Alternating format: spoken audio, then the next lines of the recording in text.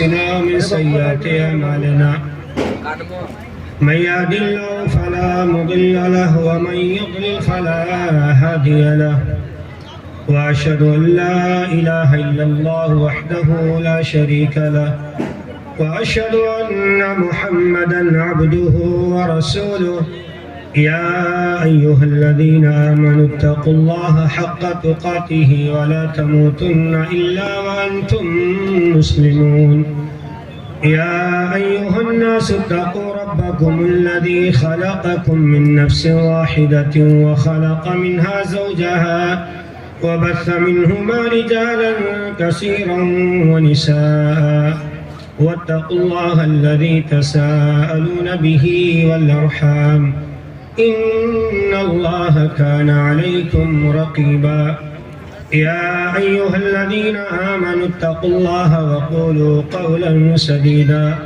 يصلح لكم أعمالكم ويغفر لكم ذنوبكم ومن يطع الله ورسوله فقد فاز فوزا عظيما أما بعد فإن أصدق الحديث كتاب الله وخير الهدي هدي محمد صلى الله عليه وسلم وشر الأمور محدثاتها وكل محدثة بدعة وكل بدعة ضلالة وكل ضلالة في النار.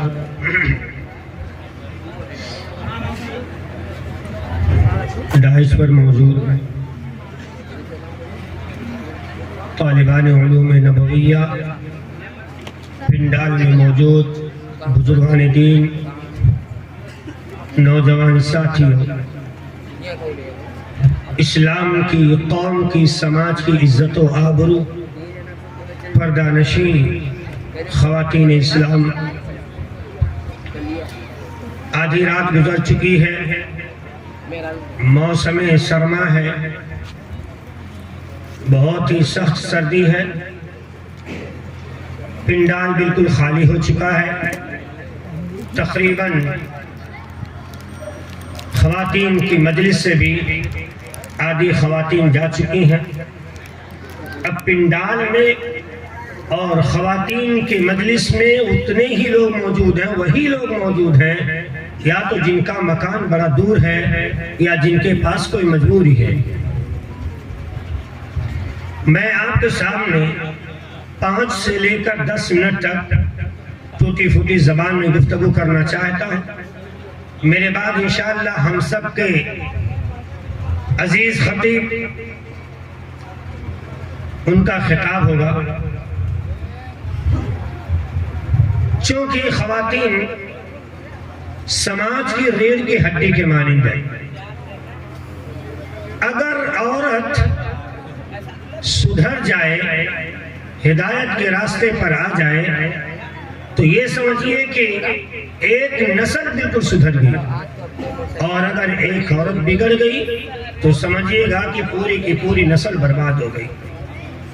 میں سمجھتا ہوں اپنے مطالعے کے مطابق کہ مردوں سے زیادہ ذمہ داری خاتون کے اوپر سماج کی ترقی میں،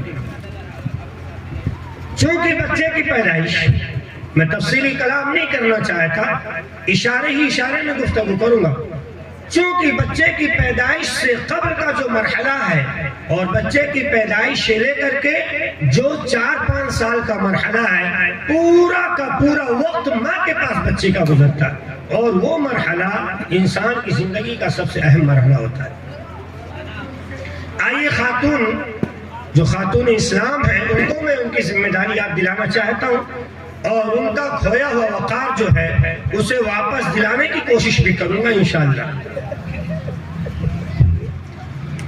یا ایھا النبی قل لازواجک وبناتک ونساء المؤمنین،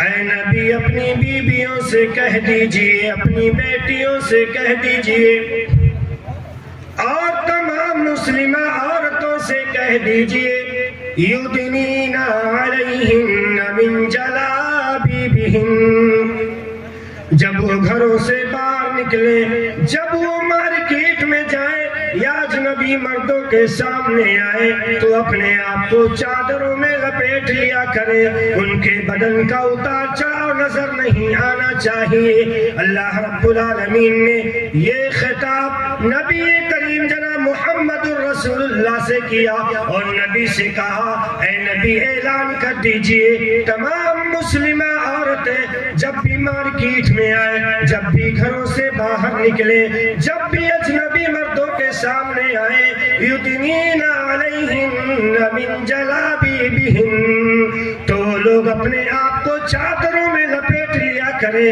ان کے بدن کا اتار چڑھاؤ نظر نہیں آنا چاہیے۔ میرے عزیز ساتھیوں، میری ماں اور بہنوں، آپ نے تو باتیں بہت سنی ہیں، آپ نے تو یہ فرمان بارہا علماء کی زبان سے سنا ہے، لیکن کیا آپ نے کبھی غور کیا ہے عورت کا یہ پردہ کیسا ہونا چاہیے، عورت کا یہ حجاب کیسا ہونا چاہیے؟ آؤ میں تمہیں بتاتا ہوں، نبی کے گھر والی کا واقعہ بتاتا ہوں، ام سلمہ رضی اللہ تعالیٰ عنہ کا واقعہ۔ اللہ کے رسول تقریر کر رہے ہیں، ایک طرف خواتین اسلام ہیں، ایک طرف صحابیات ہیں، تو دوسری طرف صحابہ کرام موجود ہیں۔ اللہ کے رسول نے تقریر کر دی، اے میرے صحابہ، اے میری صحابیات سنو، جس بھی آدمی کا کپڑا ٹخنے سے نیچے ہوگا اللہ تعالیٰ قیامت کے دن اس کی طرف نظر رحمت نہیں کرے گا، یعنی اس کا ٹھکانہ جہنم بنا دے گا۔ یہ خطاب اللہ کے رسول نے کیا۔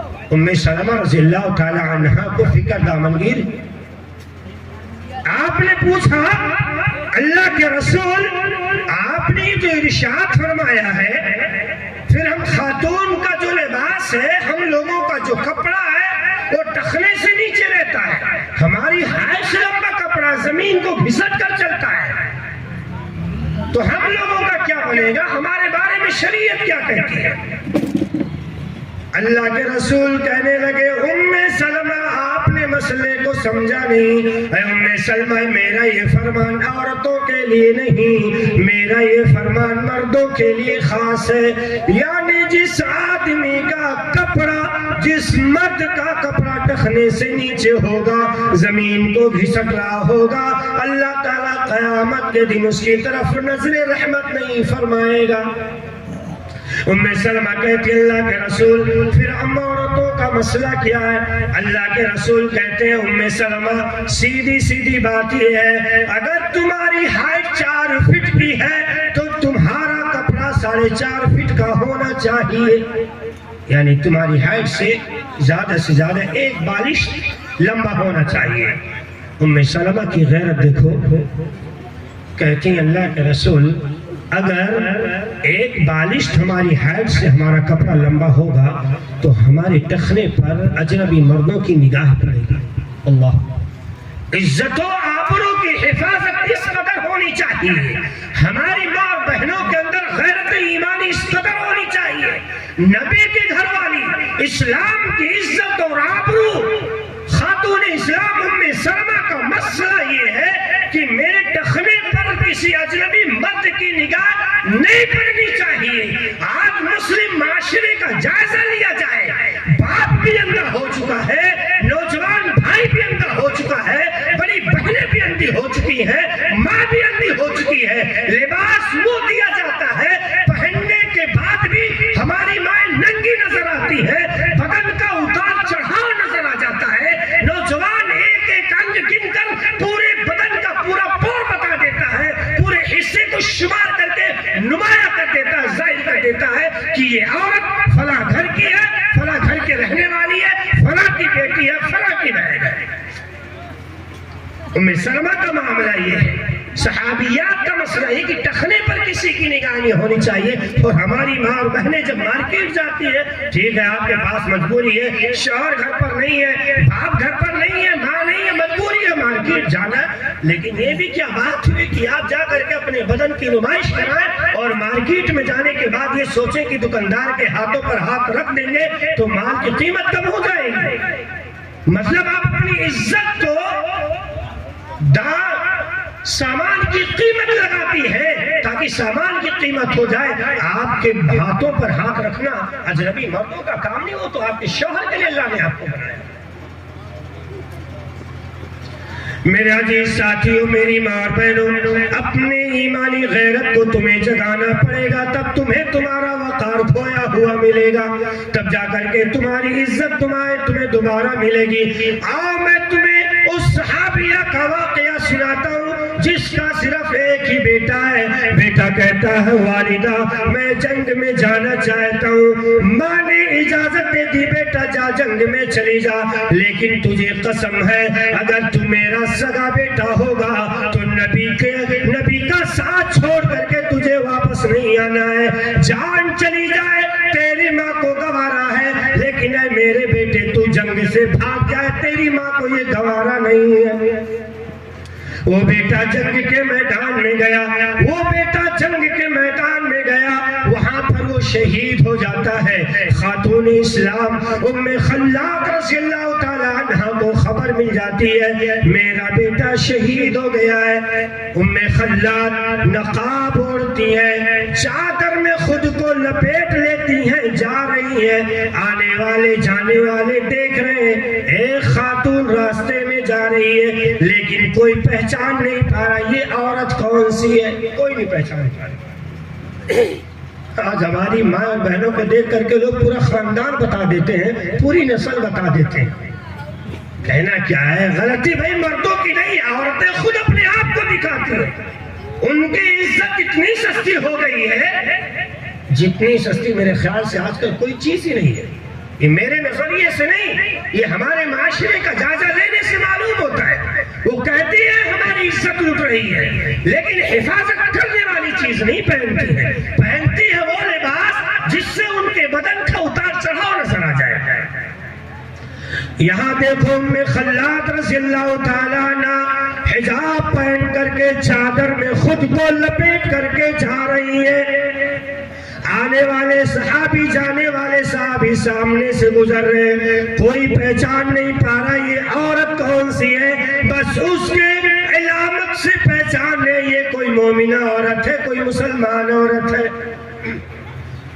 جنگ کے میدان میں پہنچ گئی، لوگوں سے پوچھا یہ بتاؤ میرے بیٹے کا جنازہ کہاں پر پڑا ہوا ہے؟ صحابہ نے بتایا تم تو ام خلاد ہو، کہنے لگی ہاں میں ام خلاد ہوں، آپ کا بیٹا تو ادھر ہے۔ ام خلاد رضی اللہ تعالیٰ عنہ اپنے بیٹے کے جنازے کے پاس جاتی ہے، دعا کرتی ہے اے اللہ میرا تو یہی ایک ہی لاڈلا تھا، مجھے تو یہ امید تھی میرا بیٹا بڑھاپے میں میرا سہارا بنے گا، مجھے سہارا دینے والا بنے گا۔ اے اللہ اگر میرے بیٹے نے تیری رضا کی خاطر اپنی جان کو دے دیا ہے، اے اللہ میرے بیٹے کی شہادت کو تو قبول فرما لے۔ میرے عزیز ساتھیوں، میری ماں اور بہنوں، وہ ام خلاد اپنے بیٹے کے جنازے کے پاس کھڑے ہو کر کے یہ دعا کر رہی ہے۔ اتنے میں ایک صحابی آ جاتے ہیں، کہتے ام خلاد ہمیں تمہیں دیکھ کر کے فخر ہوتا ہے، اے ام خلاد آج ہمیں تمہیں دیکھ کر فخر ہوتا ہے۔ ام خلاد کہتی ہے جاؤ جاؤ اپنا راستہ لو، میں بہت بڑی مصیبت میں ہوں، تم کیا کہنا چاہتے ہو بعد میں بات کر لی جائے گی، لیکن ابھی مجھے مت چھیڑو۔ وہ صحابی کہتے نہیں اے ام خلاد میں تو اللہ سے آج آپ کے سامنے یہی دعا کروں گا کہ اللہ تعالیٰ ساری مسلم خاتون کو ام خلاد ہی بنا ڈالے۔ ام خلاد کہتی ہے تم کیا کہنا چاہتے ہو؟ وہ صحابی کہتے ہیں ام خلاد اتنی بڑی مصیبت تمہارے اوپر، اتنی بڑی پریشانی تمہارے اوپر، تمہارا ایک ہی بیٹا وہ شہید ہو گیا، اس پریشانی کے گھڑی میں اگر کوئی اور عورت ہوتی تو اس کے بدن پر لباس نام کی چیز نہ ہوتی، اس کا سر کھلا ہوتا، وہ حجاب میں نہ ہوتی، وہ مکمل نقاب میں نہ ہوتی، لیکن قربان جائیں آپ کے اوپر اتنی بڑی پریشانی آ گئی، آپ کا لخت جگر نور نظر آج یہاں پر شہید ہو گیا، لیکن اس پریشانی کے عالم میں بھی اپنی عزت کو آپ نے کھویا نہیں، اپنا شعار آپ بھولی نہیں۔ ام خلاد کہنے لگی اے صحابی سنو، جس طرح سے تم نے مجھ پر رشک کیا ہے تو میری میری یہ بات کتابوں میں لکھ دی جائے، آنے والی نسل تاکہ میری سیرت کو پڑھے۔ سنو، میں نبی کی ماننے والی ہوں، میں قرآن پڑھنے والی ہوں۔ ہمارے نبی نے ہمیں بتایا ہے ہمیں کس طرح سے نقاب پہننا ہے، ہمارے نبی نے ہمیں بتایا ہے مسلم خاتون کا لباس کیسا ہونا ہے۔ اے صحابی سنو، ام خلاد نے اپنا لاڈلا بیٹا تو کھو دیا ہے، لیکن ام خلاد نے اپنی شرم و حیا کو نہیں کھویا ہے۔ ام خلاد نے اپنا بیٹا تو کھو دیا، لیکن ام خلاد اس مصیبت کی گھڑی میں یہ نہیں بھول سکتی کہ یہ نبی کی ماننے والی ہے۔ آج ذرا سی مصیبت آ جائے بہانہ ڈھونڈا جاتا ہے، جلسے میں آنا ہو، ولیمے میں جانا ہو، دیگر پارٹیوں میں شرکت کرنی ہو، مارکیٹ جانا ہو، ہماری ماں بہنوں کا لباس کیسا ہے، اور مجھے کہنے کی اجازت دی جائے میں کھل کر کہوں گا۔ انداز بیاں گرچہ بہت شوق نہیں ہے، شاید کہ اتر جائے تیرے دل میں میری بات۔ مجھے افسوس ہوتا ہے جب کوئی خاتون یہ کہتی ہے کہ یہ بے شرم نوجوان، یہ بزرگ میرے اوپر غلط نگاہ ڈالتا ہے۔ میں کہتا ہوں سب سے بڑی بے حیا وہ عورت ہے جو یہ بات کہتی ہے، اس کو غور کرنا چاہیے۔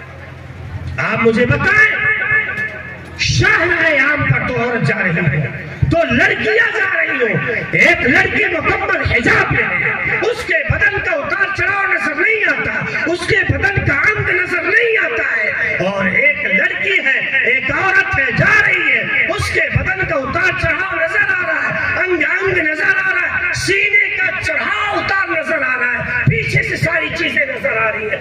آپ اللہ والو شرافت کے ساتھ جواب دو، آپ کی نگاہ کس کے اوپر ٹکے گی؟ نمازی ہے، حاجی ہے، تہجد گزار ہے، لیکن عورت کے فتنے میں اور اس مسئلے میں اچھے اچھوں کی نیت خراب ہو جاتی ہے۔ یقیناً آپ کی نگاہ اس بے شرم عورت، اس بے شرم لڑکی کے اوپر ہوگی جو لباس پہننے کے بعد ننگی نظر آ رہی ہے۔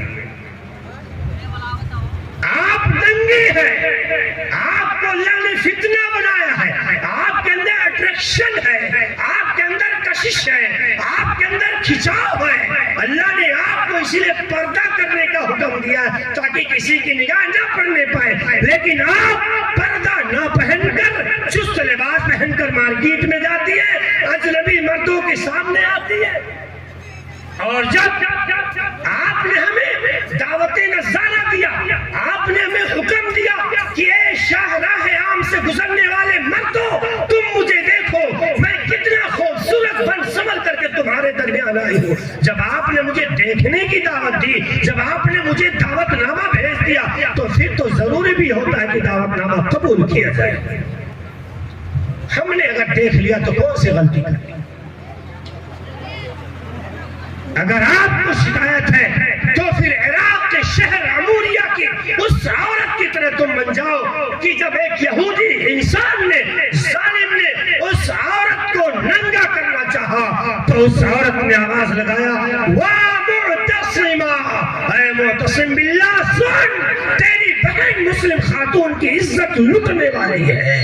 ایک آدمی آتا ہے اور کہتا ہے کہ اے معتصم باللہ، ایک مسلم خاتون کی عزت ایک یہودی لوٹنے والا ہے، اس کو ننگا کر رہا ہے۔ معتصم باللہ سو رہا تھا، جو ہی اس کے کانوں میں آواز ٹکراتی ہے، وہ کہتا ہے اللہ کی قسم، معتصم باللہ خلیفۃ المسلمین، مسلمانوں کا لیڈر اس وقت تک غسل جنابت نہیں کرے گا جب تک اس عورت کو اس کا حق نہ دلا دے۔ میرے عزیز ساتھیوں، لیڈر ایسا ہونا چاہیے، عزت و آبرو کی حفاظت کرنے والا ہونا چاہیے، لیکن لیڈر اچھا ہو جائے اس سے کام چلنے والا نہیں ہے۔ رعایا کو بھی اچھا بننا پڑے گا، میری ماں بہنوں کو بھی اپنی عزت و آبرو کی حفاظت کرنا پڑے گا۔ بہت افسوس ہوتا ہے۔ بس 2 منٹ میں اپنی بات ختم کرتا ہوں، وقت زیادہ ہو گیا۔ اللہ کے رسول کے گھر والی کا معاملہ آپ کے سامنے رکھتا ہوں۔ ام سلمہ اور آپ کی دوسری بیوی میمونہ رضی اللہ تعالی عنہما اللہ کے رسول کے پاس بیٹھی ہوئی تھی۔ نابینا صحابی تشریف لا رہے، اللہ کے رسول نے کہا اللہ والیوں ذرا پردے میں ہو جاؤ، چھپ جاؤ۔ کہا کیوں؟ اللہ کے نبی نے کہا دیکھو میرے دوست آ رہے ہیں. ام سلمہ اور میمونہ پہچان نہیں تھی کہ وہ نابینا صحابی ان کو دکھائی نہیں دیتے. ان کے پاس آنکھیں ہیں پر بینائی نہیں ہے. دونوں بیویوں نے اعتراض کر لیا یا پھر دونوں بیویوں نے سوال کر لیا. کہا اللہ کے رسول وہ تو نابینا صحابی ہے, ان سے ہمیں پردہ کرنے کی کیا ضرورت ہے؟ اللہ کے رسول کہنے لگے اے اللہ والی, اللہ تمہیں غارت کرے, اللہ تمہیں ہلاک کرے.